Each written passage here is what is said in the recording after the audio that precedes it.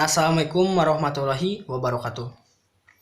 Perkenalkan, nama saya Faisal Fajar Sidik. Saya dari Fakultas Ilmu Hukum Universitas Surya Kencana. Saya dari kelas semester 2B. Di sini saya akan mereview mata kuliah hukum pidana yang mana telah disampaikan sebelumnya oleh Ibu Profesor Hajah Heni Nuraini SMH dan dibantu oleh Bapak Dr. Emredi Hadayandi SMH yang mana telah disampaikan pada pertemuan yang ke-15. Langsung saja.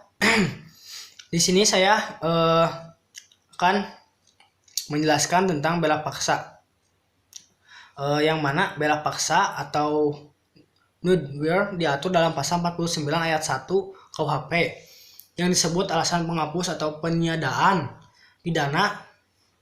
Adapun syarat-syaratnya, yang pertama, perbuatan harus terpaksa dilakukan untuk pembelaan yang sangat perlu karena tidak ada jalan lain.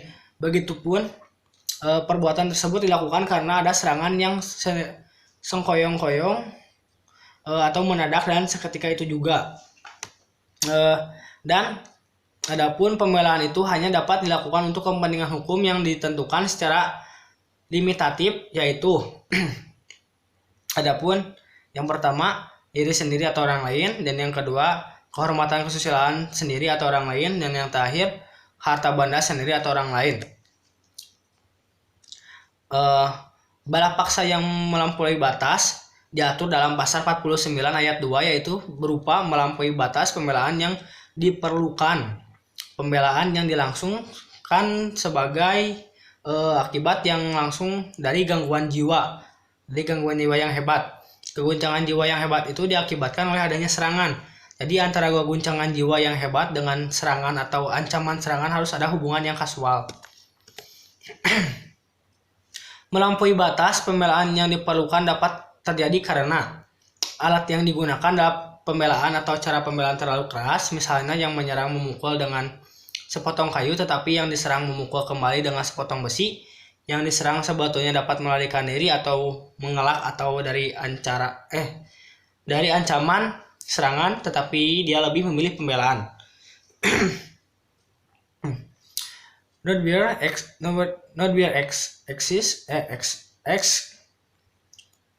harus dilakukan dalam hal adanya guncangan jiwa, perasaan takut, khawatir atau bingung, perasaan marah yang sangat bela paksa dapat dijadikan alasan maaf dan bukan pembenar.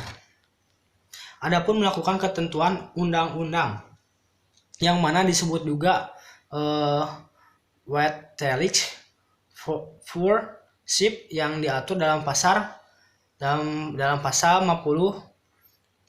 KUHP.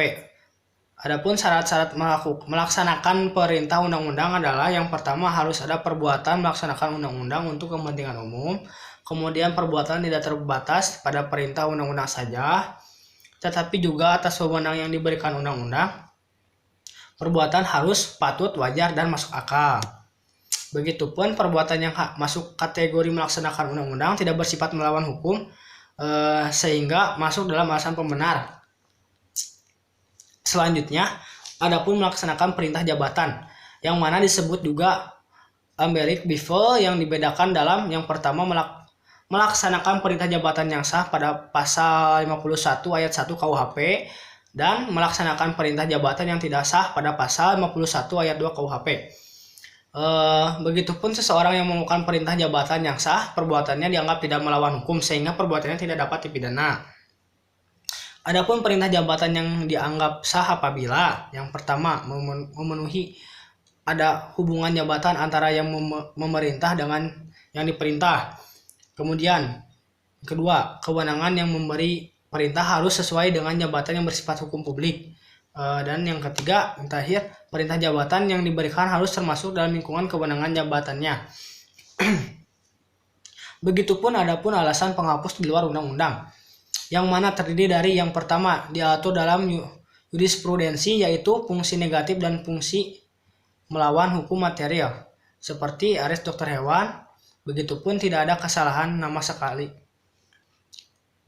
Dengan menggunakan alasan pembenar, yaitu hukum disiplin, adapun hukum persetujuan atau izin dari orang yang dirugikan, kemudian dengan menggunakan alasan pemaaf. Mungkin cukup sekian dari saya.